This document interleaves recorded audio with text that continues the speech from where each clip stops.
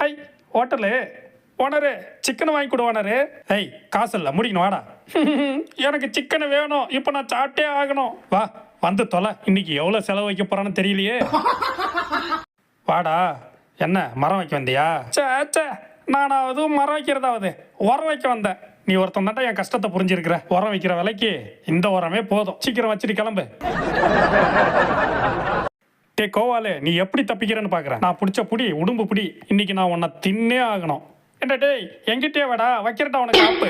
ஐயோ முதலிக்கிட்ட மாட்ட விட்டானே. அட பாவி கோவாலு, நீ எனக்கு இறையாவுன்னு பார்த்தா நான் இதுங்களுக்கு இறையா ஆயிட்டேனே. கொலை பசியில இருக்கேன். ஒருத்தவன் கீழே விழுந்தா போதும் நம்ம பசி அறியிறோம்.